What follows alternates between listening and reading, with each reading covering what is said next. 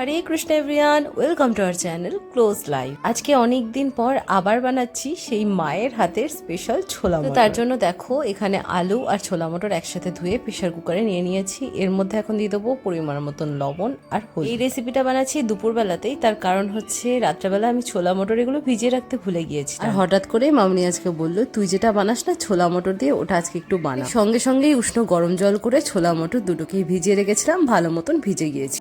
এখন এগুলোকে আমি প্রেশার কুকারে দিচ্ছি, 8 থেকে 9টা সিটি পড়া পর্যন্ত অপেক্ষা করব। হাতে যেহেতু অনেকটাই কম টাইম, তাই অন্যদিকে কিন্তু আমি মশলাটাও রেডি করে নেব। হ্যাঁ দেখো, আমি বেশি করে টমেটো আর কাঁচা লঙ্কা নিয়ে নিয়েছি, আর কড়াইতে দিয়ে দিয়েছি পরিমাণ মতন সর্ষের তেল। তেলটা গরম হয়ে গেলে আমি এখানে দিয়ে দেবো জিরে, তেজপাতা আর হিং। এরপর এগুলোকে একটু নেড়ে চেড়ে নেওয়ার পর দিয়ে দেবো টমেটো, কাঁচা লঙ্কা। বেশ কিছুদিন ধরেই তোমাদের সাথে কিন্তু আর কোনো রেসিপি শেয়ার করা হচ্ছে না, কারণ হচ্ছে এদিকে আমরা আমাদের ক্লাউড কিচেন নিয়ে বেশ ব্যস্ত ছিলাম। আর এই কদিনে কিন্তু আমি বেশ সুন্দর সুন্দর কিছু কেক বানিয়েছি, যেটা তোমাদের সাথে শেয়ার করেছি। তো তোমরা অনেকেই কমেন্ট করেছো যে তোমাদের খুব ভালো লেগেছে।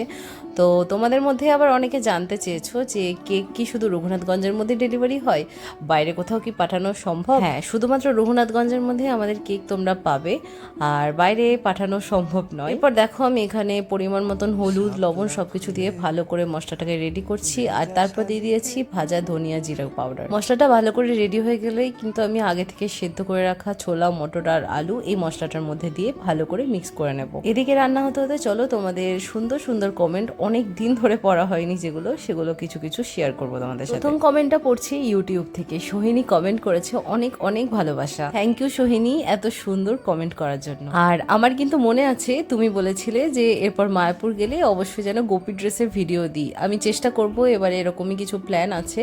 তো তোমাদের সাথে অনেক সুন্দর সুন্দর গোপী ড্রেস শেয়ার করব। পরের কমেন্ট করেছে সোমা দাস, খুব ভালো লাগলো ব্লগটা, রাধে রাধে। তোমাকে শাড়ি পরে খুব ভালো লেগেছে, সিরিয়াসলি এই কালারটা তোমাকে খুব মানিয়েছে। Thank you. আসলে ওই শাড়িটা আমারও খুব পছন্দের, আর আমি নিজের পছন্দের কিছুই পরতে পারি না, কারণ আমার চয়েস একদম ভালো নয় জামা কাপড়ের ক্ষেত্রে। সত্যি কথা বলতে না, কেউ যদি আমাকে পছন্দ করে দেয় তবেই সেই জিনিসগুলো আমাকে ভালো মানায়, আর আমি নিজের পছন্দের যেগুলো পরি আমাকে একদম ভালো লাগে না দেখতে। তো আজকের রেসিপিটা তোমাদের কেমন লাগলো জানিও। এই রেসিপিটা কিন্তু তোমরাও বাড়িতে বানিয়ে ভগবানকে ভোগ লাগাতে পারবে। যাই হোক, আজকে আমি এই দুজনের কমেন্টই পড়লাম, নেক্সট ভিডিওতে বাকিদের কমেন্ট পড়বো।